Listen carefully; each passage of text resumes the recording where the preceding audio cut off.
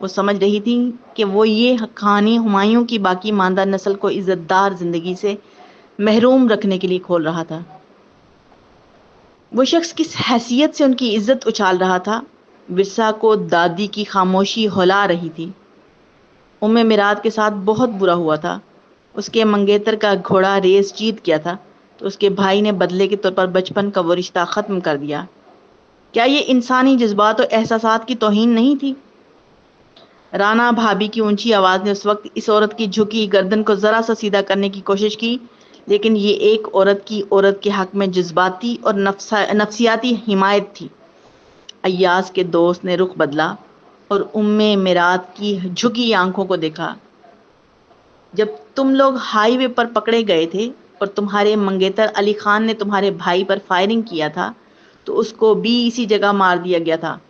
اس وقت تم جس کی جیپ میں بیٹھ کر وہاں سے بھاگ نکلی تھی وہ کون تھا؟ کیا وہ ہمایوں خان تھا؟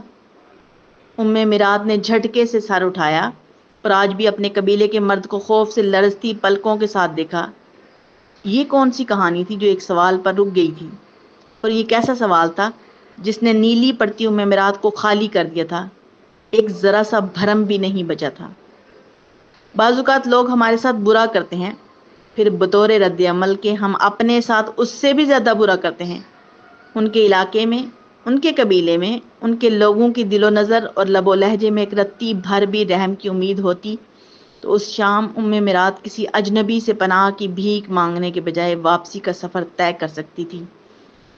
بس شفاق اور سنگ دل لب و لہجے کے مالک اس قبائلی کے روبرو رانا کی تڑپتی اور کڑکتی آواز نے ایک بار پھر عورت کے حق میں گواہی دی، مگر اس کی گواہی آدھی تھی۔